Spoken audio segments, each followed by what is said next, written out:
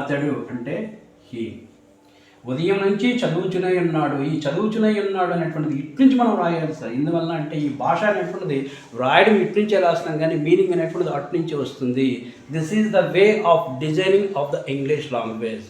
ఈ డిజైనింగ్ వే అనేటువంటిది మనం చెప్పకుండా నేను మాట చెప్తాను చూడండి. ఇక్కడ ఉదయం నుంచి చదువుచునే ఉన్నాడు అని చెప్పాలి కదా. అంటే ఇక్కడ he has been reading since morning. అతడు ఉదయము నుంచి, చూడండి, ఉదయము నుంచి చదువుచునే ఉండి ఉన్నాడు. సో మనము భాషను ఎట్లా వ్రాసాము, కానీ మీనింగ్ అనేటువంటిది ఇటు నుంచి వస్తుంది. హిందీలో వో సుబహ్ సే పఢ్ రహా హై, అతడు ఉదయం నుంచి చదువుచునే ఉన్నాడు. అతడు ఉదయం నుంచి చదువుచునే ఉన్నాడు. This is the way of writing of the Telugu language. This is the way of writing of Hindi language. This is the way of writing of English language. ఇక్కడ మీకు చాలా డిఫరెన్షియేట్ అనేటువంటి ఏదైతే నేను చెప్పానో అది మీకు క్లియర్గా అర్థమైంది సార్. అంటే మనం ఇక్కడ ఈ ఒక వాక్యం చెప్పాలి అంటే సబ్జెక్ట్ రాయు, తర్వాత హ్యాజ్ రాయు, తర్వాత బీన్ రాయు, తర్వాత బీఫోర్ రాయు, తర్వాత ఇది రాయు అని చెప్పి మనం చెప్తే అది భాష బోధించినట్టు అవ్వదు. ఇక్కడ మనకు వస్తాడు అంటే ఆతా హై అని ఎలా చెప్పామో ఇక్కడ కూడా వచ్చుచూ ఉన్నారంటే ఆర్ కమింగ్. ఉదయం నుంచి వచ్చుచూ ఉన్నారు అంటే ఇక్కడ ఆర్ కమింగ్ అనేటువంటి చెప్తూ ఇక్కడ సిన్స్ మార్నింగ్ అని ఇలా చెప్పకూడదు. ఇక్కడ ఏం చెప్పాలి? ఉదయం నుంచి చదువుచునే ఉన్నాడు అన్నాడు. ఇక్కడ రీడింగ్ అంటే చదువుచునే, బీన్ అంటే ఉండి, ఉన్నాడు అంటే హ్యాస్ బీన్ రీడింగ్ అంటే చదువుచునే ఉండి ఉన్నాడు. ఎప్పటి నుంచి? ఉదయం నుంచి. ఈ ఉదయం నుంచి అనేది ఎక్కడ వచ్చింది? Since morning. అంటే మనము మన యొక్క భాష ద్వారా ఈ యొక్క భాషను మనం ఖచ్చితంగా నేర్పాలి. అలా నేర్పేటప్పుడు ఈ భాష అనేటువంటిది ఎట్లా డిజైన్ చేయబడింది అనేటువంటి విషయాన్ని కూడా మనం ఖచ్చితంగా చెప్పాల్సినటువంటి అవసరం అనేటువంటిది మనకి ఉంది. Okay sir. ఇప్పుడు హ్యాజ్ ఇక్కడ తీసుకొచ్చాం అనుకోండి. Has he been reading since morning, అతను ఉదయం నుంచి చదువుతూనే ఉన్నాడా? He has not been reading since morning, అతను ఉదయం నుంచి చదువుతూ ఉండలేదు. Hasn't he been reading since morning, అతను ఉదయం నుంచి చదువుతూనే ఉండి లేడా? ఇలా ఈ యొక్క భాష అనేటువంటిది. అంటే ఇక్కడ ఈ వాక్యాన్ని వాక్యంగా చెప్పేటప్పుడు మనం సబ్జెక్ట్ రాయండి, హ్యాజ్ రాయండి, బీన్ రాయండి, రీడింగ్ రాయండి అనేటువంటి ఈ యొక్క ప్రొసీజర్ అనేటువంటిది పక్కా తప్పు సార్. మనం ఖచ్చితంగా ముందు మనం ఏం చెప్పాలి అంటే ప్రతి పదాన్ని ఎలా కలపాలి, ఆ పదాలతో ఆ యొక్క వాక్యం ఎలా తయారు చేయాలనేటువంటి విషయాన్ని, ఆ భాష ఎలా డిజైన్ చేయబడింది అనేటువంటి విషయాన్ని మనం ఖచ్చితంగా చెప్పాలి. ఇప్పుడు ఇక్కడ నేను చెప్పబోయేటువంటి మెయిన్ కంటెంట్ చూడండి. ఇప్పుడు సపోజ్ మనం ఏం చెప్తున్నామంటే యూ నో అన్నాం. యూ నో అంటే మీకు తెలుసు, నీకు తెలుసు అని చెప్తున్నాం. No sir. ఇప్పుడు యూ నో మీ అన్నాం అంటే మీరు నన్ను తెలుసుకుంటారు అనేటువంటి మీనింగ్ ఇస్తుంది. మీరు లేదా నీవు నన్ను తెలుసుకుంటావు, మీరు నన్ను తెలుసుకుంటారు అనే మీనింగ్ ఇస్తుంది తప్ప ఇంకొక మీనింగ్ ఇది ఇవ్వదు సార్.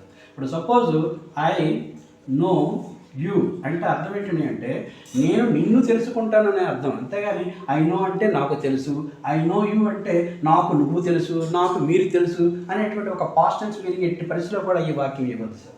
ఇప్పుడు సపోజ్ ఐ లవ్ యూ అన్నా అనుకోండి, నేను నిన్ను ప్రేమిస్తున్నాను అనే అర్థం ఇస్తుంది తప్ప నాకు నువ్వు ప్రేమించు లేక నాకు నువ్వు ప్రేమిస్తున్నావు అనే అర్థాన్ని ఈ భాష ఇవ్వదు సార్. అలా చెప్పకూడదు, అలా భాష వ్రాయకూడదు, అలా భాష వ్రాయబడకుండానే మనం భాషను తప్పుగా బోధిస్తున్నాం అనేటువంటి విషయాన్ని చాలా ఖచ్చితంగా చెప్తున్నాను. ఐ అండర్స్టాండ్ అంటే నేను అర్థం చేసుకుంటాను. I understand Telugu, I understand suppose Telugu అని రాశాను అనుకోండి. ఐ అండర్స్టాండ్ తెలుగు అంటే ఏంటి? నేను తెలుగును అర్థం చేసుకుంటాను, అంతేగాని నాకు తెలుగు అర్థమైంది అని కాదు sir. Okay. I understand you అంటే నేను నిన్ను అర్థం చేసుకుంటాను అనే మీనింగ్ వస్తుంది తప్ప నేను నిన్ను అర్థం చేసుకున్నాను అనే మీనింగ్ రాదు sir. I have understood you, నేను నిన్ను అర్థం చేసుకొని ఉన్నాను. ఓకే. సో ఇది పాస్ట్ టెన్స్లో వచ్చేటప్పుడు అప్పుడు ప్రెజెంట్ పర్ఫెక్ట్ వాడతాను. అదే పాస్ట్ టెన్స్లో అనుకోండి ఐ అండర్స్టూడ్ యూ, నేను నిన్ను అర్థం చేసుకున్నాను. అదే ఆ సమయానికి నిన్ను అర్థం చేసుకోవడం చెప్పాలనుకోండి I had understood you before you were telling that news. ఆ న్యూస్ చెప్పడానికి ముందే నేను నిన్ను అర్థం చేసుకున్నాను. సో ఇది భాష వ్రాయబడిన విధానము. ఆ భాషని ఖచ్చితంగా అలానే బోధించాలి. Okay, I'm going to give a very clear information in my further videos. ఇక్కడ చెప్పేటటువంటి విషయం ఏంటంటే అంటే ఒక ప్రపంచమే ఒక భాషని తప్పుగా బోధిస్తుంది అని చెప్పడం అంటే ఆషామాషి కాదు సార్. నేను డిసెంబర్ 4th 2023లో నా యొక్క మొట్టమొదటి వీడియోని యూట్యూబ్లో అప్లోడ్ చేశాను. I had uploaded my first video in YouTube on December 4th 2023. 2 years అవుతుంది సార్. నేను చాలా ఓపెన్గానే చెప్తున్నాను. సో నేను చెప్పేది తప్పు అయినప్పుడు ఈ 2 సంవత్సరాల్లో నా మీద ఉండేటటువంటి అలిగేషన్ ఏమైనా ఉంటే ఖచ్చితంగా నెగిటివ్ స్టేట్మెంట్స్ చాలా వచ్చి ఉండేవి, కానీ రాలా. ఎందుకు రాలేదు అంటే నేను చెప్పేటటువంటి దాంట్లో రీజన్ ఉంది, లాజిక్ ఉంది, ఎక్స్ప్లెనేషన్ ఉంది, అనాలిసిస్ ఉంది. తప్పు చెప్పేది ఇక్కడ ఈ లోకం ఊరుకుంటుందా సార్? మీదన పడిపోతారు. కానీ ఇక్కడ ఇంకొక విషయాన్ని కూడా చెప్పాలనుకుంటున్నాను. ఒప్పు చెప్పినప్పటికీ కూడా దాన్ని తప్పు అని చెప్పగలిగేటువంటి అవకాశం లేకపోయినప్పటికీ కూడా ఏ మేధావి కూడా ఈ యొక్క వీడియోని వేరే వాళ్ళకి షేర్ చేయగలిగేటువంటి ధైర్యం కూడా ఎవరికి రాలేదని నేను అనుకుంటున్నాను సార్. సో సమాజం ఇలా ఉంది అని చెప్పగలగడానికే నేను ఆ యొక్క ఎగ్జాంపుల్ని చెప్తున్నాను సార్. నేను ఇంకా క్లియర్గా చాలా విశదంగా చెప్పదలుచుకున్నాను, కానీ అది చెప్పగలగడానికి నా యొక్క చదువు, నా యొక్క సంస్కారం, నా యొక్క విజ్ఞత అడ్డు వస్తున్నాయి. లేదంటే ఇంకా క్లియర్గా దాన్ని చెప్పగలుగుతాను. మొట్టమొదటి వీడియో నుంచి నేను అడుగుతున్నది ఏంటంటే అంటే నేను చెప్పేటటువంటి కంటెంట్ని పబ్లిక్గా చెప్పగలగడానికి నాకు ఒక ప్లాట్ఫామ్ కావాలి. అలా ఇవ్వగలిగేటటువంటి స్పాన్సర్ ఎవరున్నారు అనేటువంటి విషయాన్ని అడుగుతూ ఉన్నాను. చాలామంది ఏమంటున్నారంటే మీరు విషయం కంటెంట్ చెప్పట్లేదండి. కంటెంట్ చెప్పగలగడానికే అడుగుతున్నాను మొట్టమొదటి వీడియో నుంచి కూడా అనేటువంటి విషయాన్ని ఎందుకు ఎవరు గుర్తించట్లేదో నాకు అర్థం కావట్లేదు. So anyhow, definitely I am going to bring the change in the teaching of introducing of any one of the language in education institutions. Okay, I may not speak the concept of English language so fluently as like you, because of I didn't read well, because of what the way the language had been introducing in my education period. According to that only I am able to speak this type of the language. అదే నాకు ప్రాపర్గా చెప్పి ఉంటే మీకన్నా బ్రహ్మాండంగా మాట్లాడగలిగి ఉండేవాడిని sir. మొదట్లో మనం తప్పుగా నేర్చుకుని తర్వాత ఉప్పుగా మనం మార్చేయాలని అనుకుంటే మైండ్ అంత త్వరగా మారదు సార్. ఓకే సార్, ఇప్పుడు ఒక చిన్న శ్లోకాన్ని చెప్తాను చూడండి సార్. నమస్తే అస్తు భగవన్ విశ్వేశ్వరాయ మహాదేవాయ త్రయంబకాయ త్రిపురాంతకాయ త్రికాగ్ని కాలాయ కాలాగ్ని రుద్రాయ నీలకంఠాయ మృత్యుంజయాయ సర్వేశ్వరాయ సదాశివాయ శ్రీమన్మహాదేవాయ నమః. ఈ శ్లోకాన్ని చెప్పినంత మాత్రాన నాకు ఈ శ్లోకం వచ్చేసినట్టు కాదు సార్. ఎందువల్లంటే ఆ శ్లోకం యొక్క అర్థం నాకు తెలియదు. మరి నేనేమైనా కంఠస్థం చేశానంటే చేయలేదు సార్. ప్రతిరోజు దాన్ని చెప్తూ ఉంటే ఆటోమేటిక్గా నాకు అది వచ్చేసింది. అలాగే పిల్లలు మనకి వందే మాత్రం చెప్తూ ఉంటారు, జనగణమన చెప్తూ ఉంటారు. ఇవన్నీ కూడా వాళ్ళు కంఠస్థం చేయరు. ప్రతిరోజు వాళ్ళు ప్రేయర్లో చెప్తూ ఉండగా కొన్ని రోజులకో, వారాలకో, లేక నెలలకో, సంవత్సరాలకో వచ్చేస్తుంది సార్. అది ఒక నేర్చుకునేటువంటి పద్ధతి ఒక రకంగా. కానీ ఎగ్జామ్లో అంత ఉండదు సార్. మనం ఈరోజు ఒక ఎగ్జామ్ ఉంది అంటే ఒక వారం రోజుల కింద చెప్పినటువంటి దాన్ని ఒక ఎగ్జామ్లో మనం రాయాలి అంటే దానికి ఖచ్చితంగా ఆ వారం రోజులు ఈ విధంగా చదివేస్తే వచ్చేది.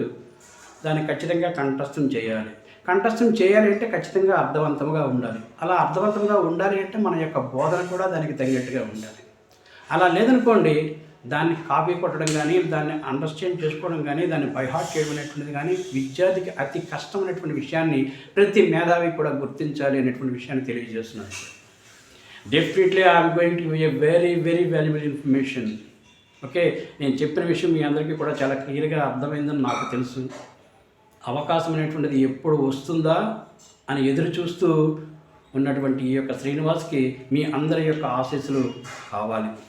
ఓకే, ఖచ్చితంగా అది జరిగి తీరుతుంది. నేను చెప్పి తీరుతాను, డౌటే లేదు సార్.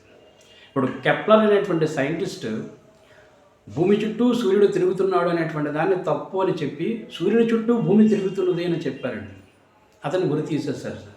అతను చనిపోయిన తర్వాతైనా గుర్తించారు కదా సార్ అతను చెప్పింది వాస్తవం అని. అలాగే ఈరోజు చెప్తున్నాను సార్, నేను చెప్తున్నటువంటి కంటెంట్ అనేటువంటిది ఈరోజు మీరు ఒప్పుకోకపోవచ్చు. అట్లీస్ట్ ఆఫ్టర్ మై డెత్ నేను చనిపోయిన తర్వాత అయినా సరే ఒప్పుకుని తీరాల్సిందే సార్. భాష అనేటటువంటిది ఐ నో అంటే నాకు తెలుసు అనేటువంటి విషయాన్ని అలా అర్థాన్ని ఎట్టి పరిస్థితుల్లోనే ఇవ్వదు సార్. నా మొట్టమొదటి వీడియోలో తెలుగులో కూడా ఒక విషయం చెప్పాను నేను. ఇప్పుడు సపోజ్ కంచి అని రాయాలనుకోండి, మనం ఏం చేస్తున్నామో తెలుసా సార్? కంచి అంటే కాకుండా చెప్తే కంచి అని చెప్పేస్తున్నాం. ఎలా చెప్తాం సార్? కంచి అని చెప్పాలంటే చాకి దాపులు సున్నా పెడితే ఇంచా గురిస్తే ఇంచి కంచి, ఈ విధంగానే మనం బోధించాలి. కానీ గత 20 సంవత్సరాల నుంచి ఈ చాకి దాపులు సున్నా పెడితే ఇంచా అనేటువంటి ఆ యొక్క అక్షరాన్ని మనం పుస్తకాల్లోనే తీసేసాం. ఇప్పుడు రీసెంట్గా ఉపాధ్యాయులుగా చేస్తున్నటువంటి తెలుగు ఉపాధ్యాయులు కూడా కొంతమందికి ఈ యొక్క లెటర్ అనేటువంటిది తెలుగు భాషలో ఉంది అనే విషయం కూడా తెలియదు సార్. మనం చెప్పేటప్పుడు ఖచ్చితంగా చెప్పి తీరాల్సిన అవసరం అనేటువంటిది మనకి ఉంది. Okay sir. మనం ఒక భాషని అసలు రీడింగ్ రైటింగ్ అనేటువంటిది నేర్పక ముందే ఓరల్గా మనం ఆ యొక్క భాషని మాట్లాడగలగడం నేర్పిన తర్వాత, ఎందుకు ఇలా చెప్తున్నానని అంటే నా మాతృభాష ఎలా వచ్చింది నాకు, నా మాతృభాష అనేటువంటిది నాకు మాట్లాడగలగడం అనేటువంటిది వచ్చిన తర్వాతే నేను పాఠశాలకు వెళ్ళిన తర్వాత చదవడము వ్రాయడము నేర్చుకున్నాను సార్. అలాగే మనం ఏదైనా భాషను ఇంట్రడ్యూస్ చేయాలంటే మొట్టమొదటగా ఓరల్గా ఆ యొక్క భాష మీద అవగాహన కల్పించాల్సినటువంటి అవసరమైనటువంటిది ఉంది. అలా చేసిన తర్వాత మనము కొంత గ్యాప్ తర్వాత ఆ యొక్క చదవడానికి కానీ వ్రాయడానికి కానీ మనము పిల్లలకి ఇంట్రడ్యూస్ చేయాలి. నేను చెప్పిన విషయం మీ అందరికీ కూడా అర్థమైంది అనుకుంటాను. Thank you so much.